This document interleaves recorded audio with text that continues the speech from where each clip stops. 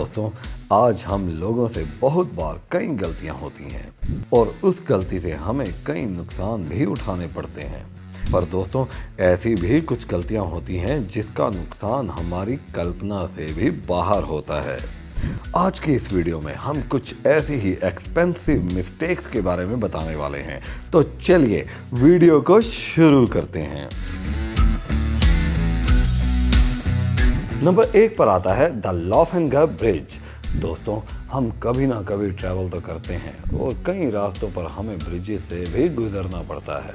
इन bridges को engineers बनाने में बहुत ही मेहनत लेते हैं। एक ऐसा ही ब्रिज जर्मनी और स्विट्जरलैंड के बीच बनाया गया था, जिससे दोनों देशों के यातायात को सस्ता और आसान बनाया जा सके और लोग आसानी से एक जगह से दूसरी जगह पर जा पाएं।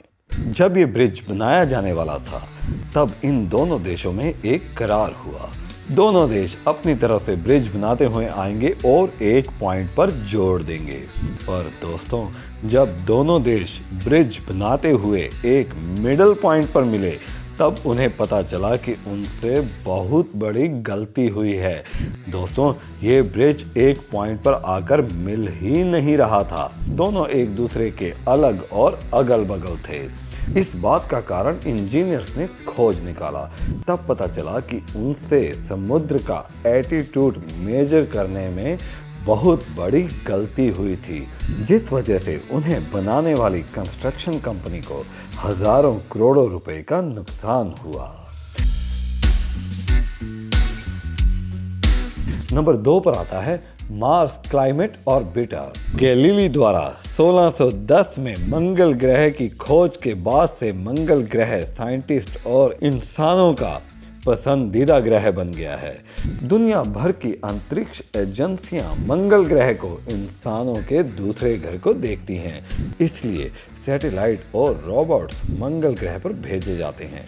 1971 से लेकर आज तक मंगल पर कई सैटेलाइट्स और रोबोट्स मंगल ग्रह पर भेजे जा चुके हैं, लेकिन इनमें से सबसे इम्पोर्टेंट था मार्स क्लाइमेट ऑर्बिटर, जिसे नासा द्वारा 1999 में मार्स पर भेजा गया था, जो कि मंगल के मौसम के बारे में पता लगाने वाला था। 10 मंथ्स के लंबे सफर के बाद जब ये ऑर्बिटर मंगल के करीब पहुंचा गया, तब इसमें कुछ खराबी आ गई और ये बहुत से टुकड़ों में बट गया, क्योंकि साइंटिस्ट द्वारा इसके नेविगेशन में एक बड़ी गलती हो गई थी, जिससे वो इंग्लिश में मैट्रिक को बदलने में असफल हो गया था और क्रैश हो गया। इस गलती से नासा को 2000 करोड़ रुपए का नुकसान हुआ। नंबर 3 पर आता है द आइजैक पेरल। दोस्तों, हम गलतियों से बच सकते हैं अगर हम अपने काम को पूरी तरह से परख कर लें। लेकिन दोस्तों, स्पेन की नेवी द्वारा जब 2013 में S81 आइजैक सिमरिल पेरल का निर्माण किया गया, तब शायद उन्होंने इसके निर्माण पर ध्यान नहीं दिया, क्योंकि जैसे ही उन्होंने अपने सिमरिंग को पानी में उतारा तो वो वापस ऊपर नहीं आ पा रहा था। इसकी बहुत बड़ी वजह थी, वो थी इसका वेट और डिज़ाइन। इसका वेट 700 से 1000 टन से भी ज़्यादा था।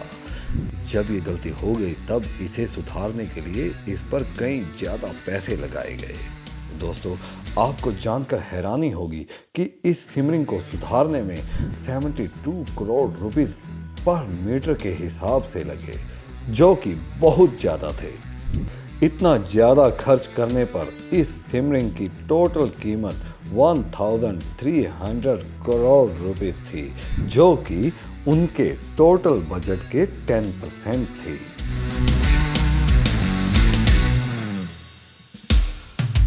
नंबर 4 पर आते हैं रोनाल्ड वायने।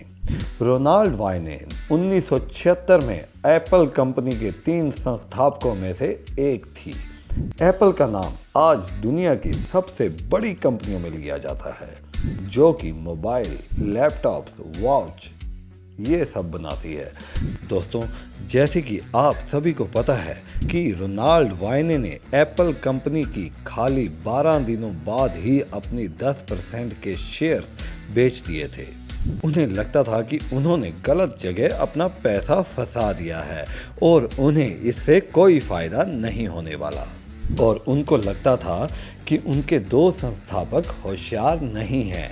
लेकिन आपको जानकर हैरानी होगी कि उनके इस गलत फैसले ने उन्हें अरबपति होने से रोक दिया, क्योंकि ये कंपनी छोड़ने के बाद ये कंपनी दुनिया की सबसे बड़ी कंपनियों में से एक बन गई और उनके साथी संस्थापक भी अरबपति बन गए। पर उनसे इस बात का कोई अफसोस नहीं, लेकिन उनको कोई अंदाज़ा नहीं कि अगर वो ऐसा नहीं करते तो आज उनके पास कितना सारा पैसा होता।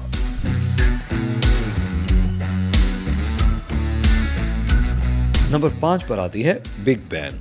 लंदन की बिग बैन घड़ी के बारे में तो आप सभी को पता ही है और आप में से कई लोगों ने इसे देखा भी होगा। बिग बैन वो घड़ी है जिसमें लगा हुआ घंटा पुराने समय में बिल्कुल सही समय बताता था। साथ ही इस घड़ी को ब्रिटिश पार्लियामेंट का प्रतीक भी माना जाता था। आज भी बिग बैन दुनिया की सबसे जटिल घड़ियों में से एक है। ये बिल्कुल सही समय बताता है। पर दोस्तों, क्या आपको पता है बिग बैन को बनाते वक्त इसके डिजाइनर्स और इंजीनियर्स द्वारा बहुत सी गलतियां हुई हैं, क्योंकि 1857 में टेस्टिंग के दौरान इसका घंटा टूट गया, जिसके बाद 1859 में नया घंटा लगाया गया। और हैरानी की बात तो ये है कि ये नया घंटा भी बेकार साबित हुआ, क्योंकि बस 3 दिनों में ही इसमें दरारें आ गई। बाद में पता चला कि इसमें लगाने वाला मेटल बहुत ही ज्यादा कमजोर था, जो कि इतनी ऊंचाई पर टिक नहीं पा रहा था। साथ ही बड़ा हथौड़ा होने की वजह से ये बार बार चटक रहा था। उस समय इस गलती के लिए इंजीनियर्स और डिजाइनर्स को लाखों रुपए का नुकसान हुआ। बाद में इसे हिलाने की बजाय घुमावदार बना दिया गया और हथौड़े का साइज भी छोटा कर दिया।